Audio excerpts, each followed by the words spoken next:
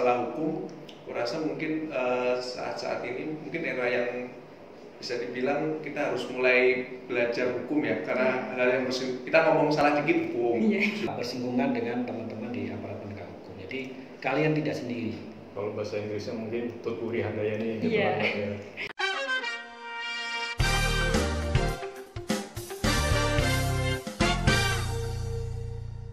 Hai teman 154, selamat datang di Podcast Cempaka, podcast persembahan KPPN Amlapura untuk Anda. Bersama saya Denita, kali ini kita kedatangan tamu spesial dari Direktorat Sistem Perbendaharaan dan Sekretariat Direktorat Jenderal Perbendaharaan, khususnya di bidang kepatuhan internal. Namun, sebelum kita beranjak ke pembicaraan yang serius, tema podcast kali ini akan membahas terkait bimbingan dan pelaksanaan terkait bantuan hukum di bidang perbendaharaan. Nah, sebelum beranjak ke pembicaraan serius, kita akan perkenalan dulu nih ke kakak-kakak kita yang sudah ada di sini. Mungkin kita bisa kenalan dulu dari Kak Andra. Perkenalkan, nama saya Andra, pelaksana dari bagian KI Sekretariat DJPB. Oke, halo Kak Andra. Halo.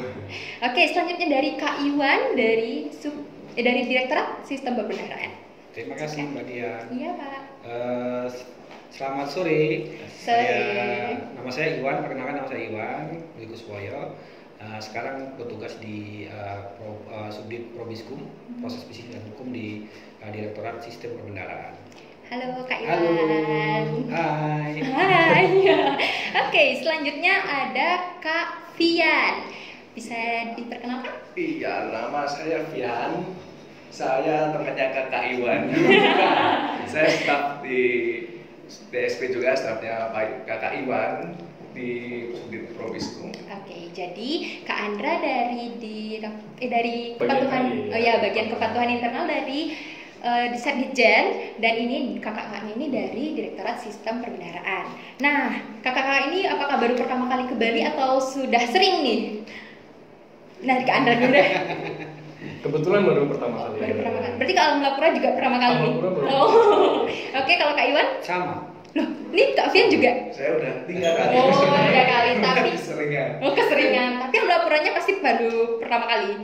Amlapura 3 kali. Sebelum ke Bali 3-3-nya ke Langganan Amlapura. Tiap tahun. Oh, tiap tahun. Residivis, Di Mas. sini nemenin Kak Iwan dan Kak Andra. Kita jalan-jalan dong ya Kak ya. Oke, nah mungkin itu sesingkat perkenalan kita. Nah, kita akan beranjak nih ke acara kepembicaraan serius kita kali ini. Nah, untuk yang pertama, tugas-tugas apa saja yang menjadi tanggung jawab Direktorat Sistem Perbendaharaan dan Sekretariat Direktorat Jenderal, khususnya bagian kepatuhan internal dalam proses pemberian bantuan hukum. Mungkin mulai dari Kak Iwan dulu deh. Boleh. Terima kasih. Terkait dengan penanganan proses hukum di Direktorat SP, jadi satu tugas Direktorat SP adalah pendampingan ya. Jadi tugasnya adalah yang pertama bukan pendampingan sebenarnya, bimbingan coaching. Jadi coaching, kemudian nanti setelah coaching kita akan melakukan pendampingan ke mungkin pejabat atau pegawai di perbendaharaan yang ada masalah hukum ya, baik nanti sebagai saksi, kemudian saksi ahli seperti itu. Jadi salah satu tugas DSP adalah itu. Jadi kita melaksanakan tugas untuk mendampingi baik itu secara online maupun fisik ya, offline ke KPPN di mana pejabat atau pegawai itu bertugas. Itu Mbak. Jadi seperti itu singkatnya dari Kak Iya. Iwan. Kalau dari Kak Fian nih, apakah ada tambahan? Iya, jadi kan tugas pengelolaan keuangan negara itu bersinggungan dengan regulasi dan hukum. Terus kemudian ada permasalahan-permasalahan di luar masalah, salah satunya tindak pidana korupsi. Jadi ada dari kadang-kadang kita sering termasuk dari polisian, dari kejaksaan, bahkan dari KPK. Nah, karena alur uang itu masuk di kita sebagai pengelolanya, jadi mereka butuh keterangan. Jadi kita seringnya seperti itu. Jadi kita mensupport teman-teman yang diminta keterangan di kantor vertikal. Oke, jadi pendampingan ya, Ya. tentunya ke KPPN. Nah, kalau dari bagian kepatuhan internal nih dari Sekditjen itu bagian tugasnya apa ya Kak?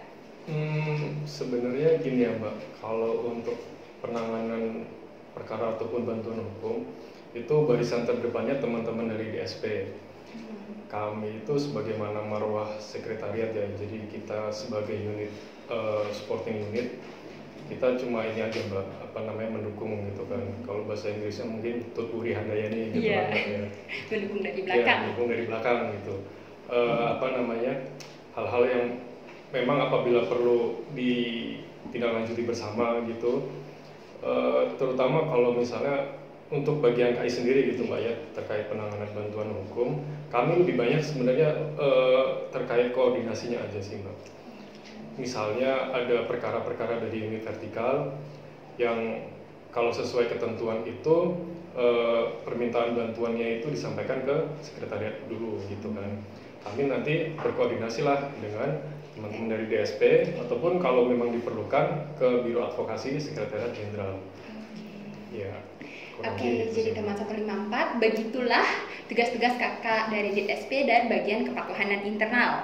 Nah, selain itu, kita juga punya pertanyaan nih, bagaimana perkembangan proses dari perkara hukum di Direktorat Jenderal Pembenaran apabila terdapat perkara, dan apa saja peran DSP nantinya apabila ada perkara dan dari Sekjen juga. Mungkin dari Kak Pian deh dulu. Ya. Jadi mungkin menurut singkatnya kan, jadi kan Iya. kalau ada panggilan misalkan saksi, kantor vertikal bisa berkoordinasi bersurat ke kami atau by phone dulu aja yang cepat yang mana. Terus kemudian nanti akan ada permintaan pendampingan. Jadi kita akan lakukan coaching, misalnya yang supaya cepat. Misalnya kita bisa, kalau dulu by phone, kalau sekarang udah zaman Zoom kita online. Oke.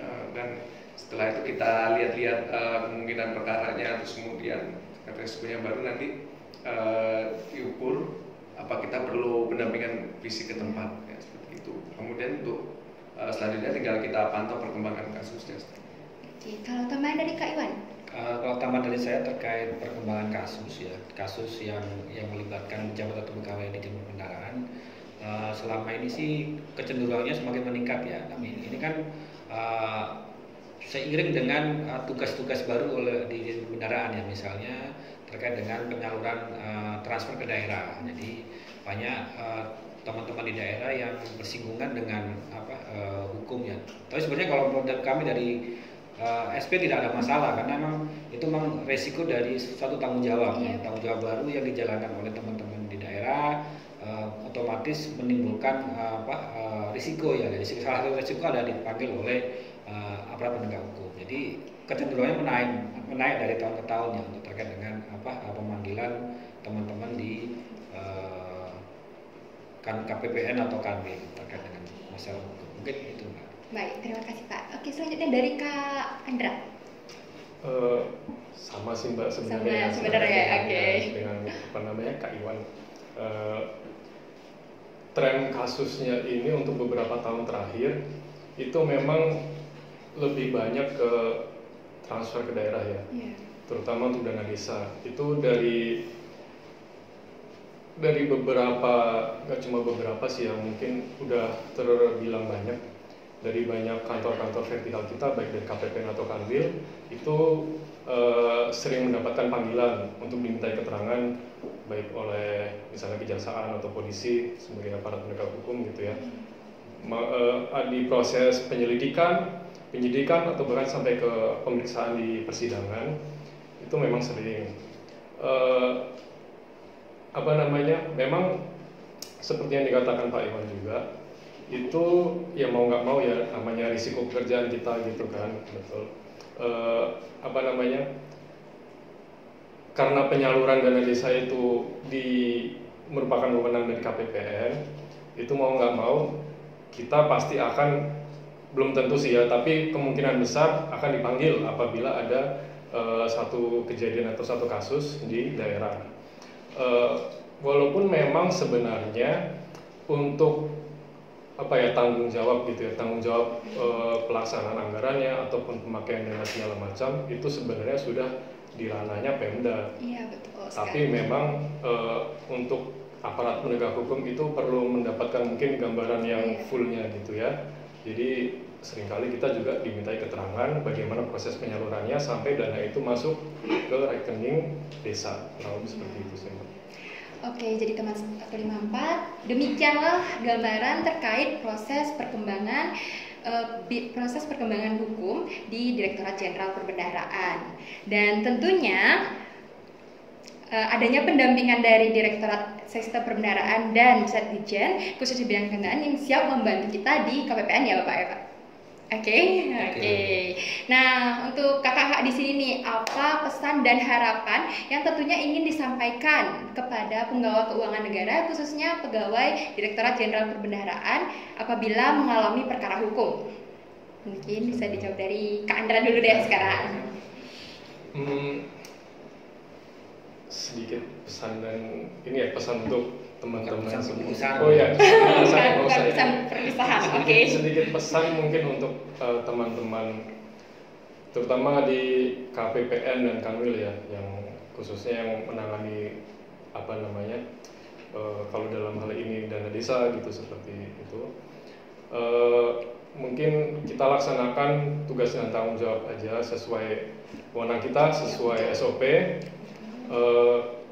Jangan takut misalnya nanti ada panggilan gitu ya untuk dimintai keterangan dari aparat penegak hukum, karena tenang aja dari teman-teman DSP siap melakukan pendampingan. Oke. Kurang lebih seperti itu Mbak. Oke, sekarang next Kak Iwan. Ya, mungkin hampir sama dengan Kak Andra tadi ya. Jadi kita harus melaksanakan tugas sesuai dengan ketentuan yang ada. Kemudian yang penting adalah Bapak Ibu di KPPN atau Kanwil jangan merasa sendiri. Jadi tidak usah merasa sendiri. Kami nanti hadir, jadi itu satu bentuk kehadiran kantor pusat untuk membantu teman-teman di daerah. Jadi Bapak Ibu jalankan ketentuan sesuai aturan yang ada. Kemudian tidak usah takut menghadapi aparat penegak hukum, karena nanti insya Allah kami dari kantor pusat akan hadir ya. Jadi hadir untuk kehadiran kantor pusat apabila nanti Bapak Ibu bersinggungan dengan teman-teman di aparat penegak hukum. Jadi kalian tidak sendiri. Jadi dari Kak Fian nih sudah menunggu. Mau pulang. Iya, pulang atau menunggu jawaban? Oke.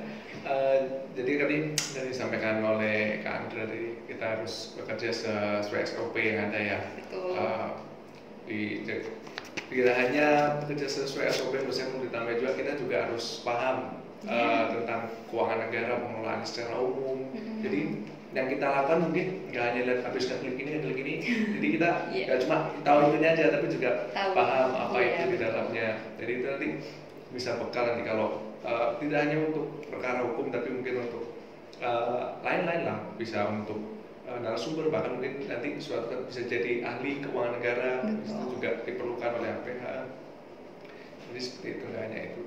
Kalau masalah hukum, aku rasa mungkin saat-saat ini mungkin era yang bisa dibilang kita harus mulai belajar hukum ya, karena hal yang kita ngomong salah dikit hukum, subsumasi di apa, kayak udah mulai sering nih. Iya betul. Saya sendiri bukan sarjana hukum, tapi mungkin terpapar hukum di DSP, sering dampingin ini. Jadi gimana menghadapi polisi, memberikan keterangan tuh sebatas apa, sesuai apa, terus kemudian bagaimana cara di persidangan. Kali kan kita dapat gambaran walaupun nggak sarjana hukum, tapi tahu, jadi ketika menghadapi panggilan polisi nggak terlalu panik. Betul. Nah, jadi teman-teman 54 dapat kita simpulkan nih dari pembicaraan kita sama kakak-kakak yang sudah kompeten sekali kayaknya. Oke, dapat kita simpulkan bahwa untuk pegawai khususnya di Direktorat Jenderal Perbendaharaan janganlah takut. Jadi ingat, kita selalu tetap melakukan pekerjaan kita sesuai dengan SOP dan tentunya selalu bisa memahami peraturan-peraturan yang ada ya kakak-kakak. Oke. Jadi seperti itu ya teman 154. Dan perlu teman 154 ketahui bahwa kami di KPPN Lapura memberikan layanan prima dan zero cost atau tanpa biaya, dan tidak menerima penyuapan maupun gratifikasi. Sejak bulan Maret tahun 2022, KPPN Lapura telah mengimplementasikan sistem manajemen anti penyuapan atau biasa kita sebut SMAP 37001 2016, dan seluruh layanan kami telah dilaksanakan by system atau sudah dari aplikasinya ya, dan sehingga langkah-langkah yang dijalankan telah sesuai dengan peraturan yang berlaku baik dalam proses penyaluran APBN maupun transfer ke dana daerah atau dak fisik dan dana desa. Oke, sepertinya kita sudah ada di penghujung acara nih. Cepat kan kakak-kakak? Oke. Karena zero ongkos tadi ya, kita nggak dapat ongkos kayaknya. Tapi nggak apa. Oke, jadi tema 154 kita akan menyemarakan anti korupsi. Betul sekali. Jadi kakak-kakak bisa mengikuti gerakan saya nih. Integritas yes, korupsi no. Oke, kita ulang lagi sekali ya. Anti korupsi, integritas yes, korupsi no. Oke, sepertinya sinerginya bagus sekali nih ya.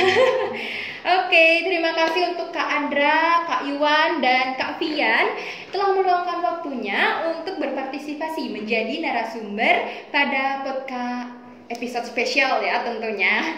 Oke, selain itu saya mengucapkan terima kasih sekali lagi dan mohon maaf apabila selama podcast ada yang salah atau ada yang kurang, mohon dimaafkan. Dan kepanjangan podcast. Oke, kepanjangan podcast adalah podcast Cempaka. Apakah bapak-bapak tahu cempaka itu apa? Apa itu? Bunga. Apa Jadi hubungannya? ini jalan cempaka, Pak. Oh. Jadi kita mengambil nama jalan gitu, nama tempat kita di mana berada gitu. Kan? Bukan podcast yang lain. Bukan, itu beda lagi, itu pakai V, Pak. Oke. Jadi kita kan punya filosofi di mana kita dipijak di sana langit dijunjung, gitu ya, Pak? Oh, kembali ya. Oke, seperti itu ya teman 154. Jadi jangan lupa untuk like, comment, and subscribe. Dan tentunya share video ini. Semoga bermanfaat untuk kita semua. See you on the next video. Bye-bye.